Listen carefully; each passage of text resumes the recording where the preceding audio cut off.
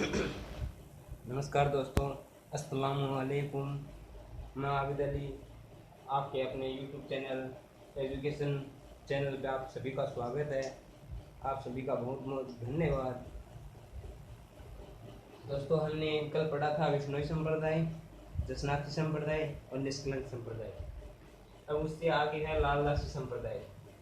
कौन सा? लालदासी संप्रदाय। दोस्तों, ये संप्रदाय हैं, ये भारत के दृष्टिकोण से और राजस्थान के दृष्टिकोण से दोनों से अपने पूरे हो रहे हैं। जो इन दोनों मैं दोनों को साथ में ले रहा हूँ। तो अब है लालदासी संप्रदाय। लालदासी संप्रदाय, लालदासी द्वारा निर्गुण भक्ति से थे और लालदासी द्वारा ये प्रवर्तक हैं लालदासी। इनका जन्म, किनका? लालदासी का जन्म धौली धूप अलवर, समाधि शेरपुर भरतपुर। जन्म तो धौली धूप अलवर में और समाधि शेरपुर भरतपुर में। मृत्यु नगला जहाजपुर भरतपुर। मृत्यु कहाँ हुई? नगला जहाजपुर। और समाधि कहाँ है? शेरपुर भरतपुर। और जन्म हुआ धौली धूप अलवर। मेव जाति के मुसलमान थे। कौन सी जाति के? मेव जाति के। इस संप्रदाय के अनुयायी मुसलमान होते हुए भी वैष्णव धर्म की पालना करते थे। मुसलमान होते हुए भी वैष्णव धर्म की पालना करते थे। अब लालदासी संप्रदाय के बाद दूसरा संप्रदाय है परिणामी संप्रदाय। कौन सा? परिणामी संप्रदाय। परिणामी संप्रदाय के प्रवर्तक कौन है?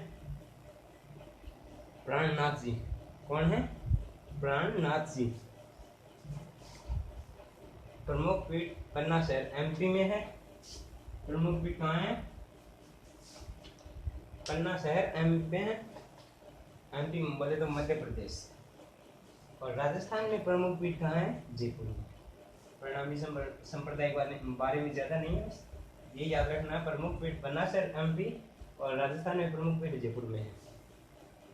बुद्धड़ संप्रदाय। बुद्धड़ संप्रदाय के प्रवर्तक संत रामदास जी, जो निर्गुण भक्ति परंपरा से थे। इनकी प्रमुख पीठ दांतड़ा भीलवाड़ा में है। दांतड़ा कहाँ है? भीलवाड़ा।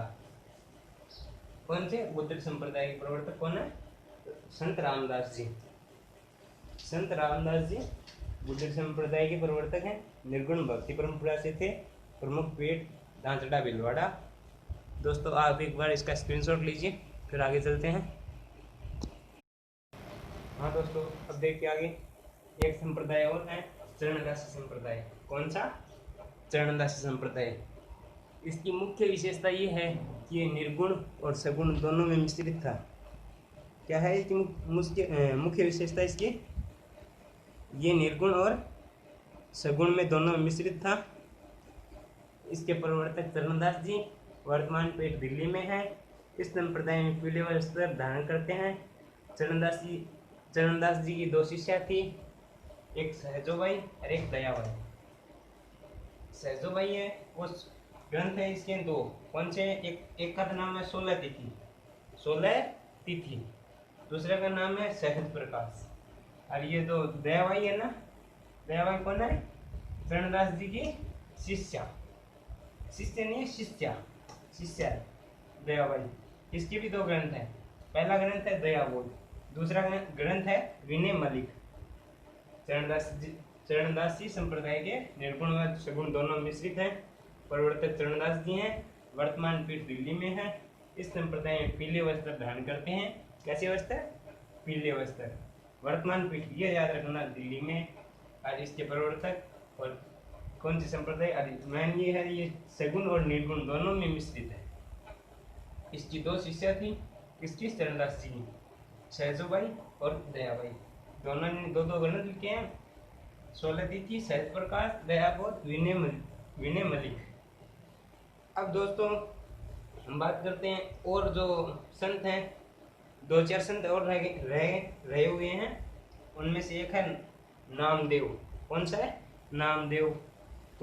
एक तुलसीदास है, गुरु नानक देव जी, सूरदास, दादू दयाल, मीराबाई। इनके बारे में और चर्चा करेंगे थोड़ी। उसके बाद अपने ये संत संप्रदाय खत्म हो जाएगा। नामदेव ये महाराष्ट्र के संत थे। कहाँ के? महाराष्ट्र के। जाति दर्जी थी इनकी। उपदेश उपदेश दिए मराठी भाषा में। कौन सी भाषा में? मराठी भाषा में इन्होंने उपदेश दिए। और जाति क्या थी? दर्जी। और ये जातिवाद, मूर्ति पूजा, कर्मकांड, आडंबरों के विरोधी थे।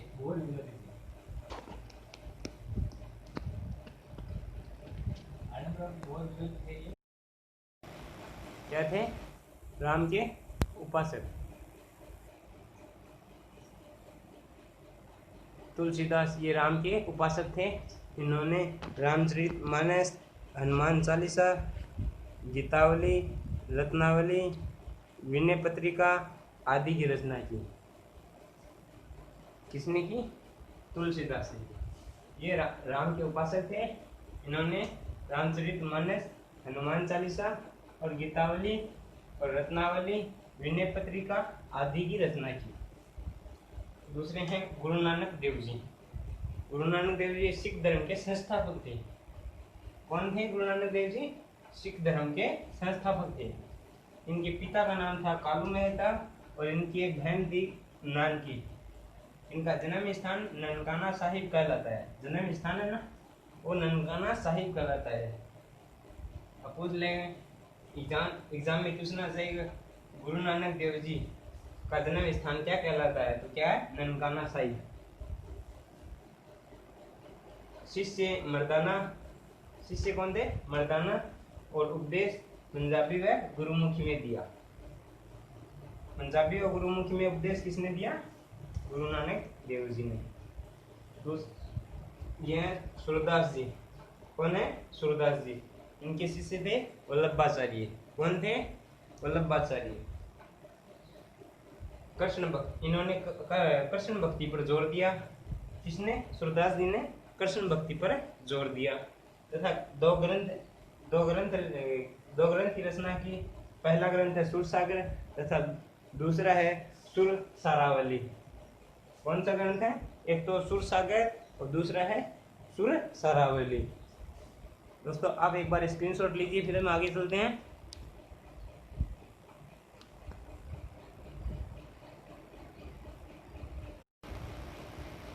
देखिए दोस्तों, अगला है दादू दयाल।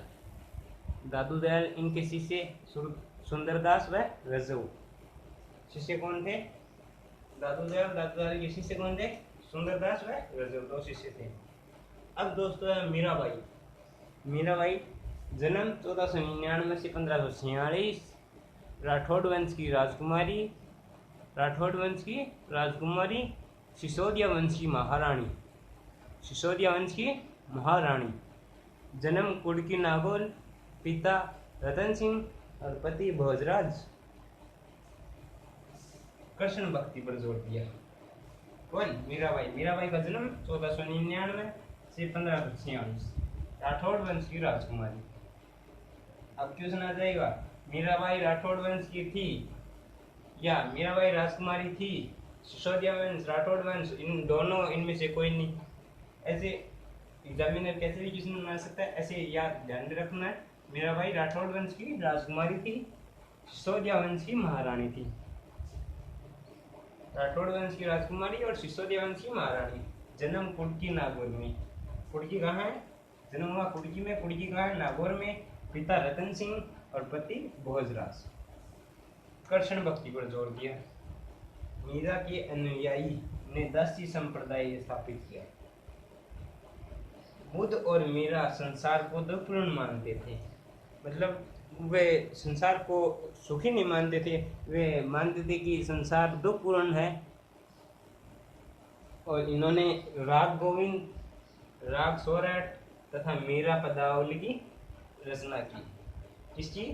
राग गोविंद, राग सोरठ तथा मीरा पदावली की रचना की। दोस्तों अब मीरा बहुत ज़्यादा इम्पोर्टेंट है, इनके बारे में ज़्यादा नहीं लिखा है, बस यही लिखा है एग्जाम की दृष्टि से ये महत्वपूर्ण है। और मीराबाई के मंदिरों की चर्चा और करते हैं। बाकी तो मंदिर में जो मंदिर पढ़ेंगे तब कर लेंगे, लेकिन मीराबाई के मंदिर है ना वो ज़्यादा इम्पोर्टेंट है। 4-5 मंदिर हैं मीराबाई के, उनकी चर्चा करते हैं।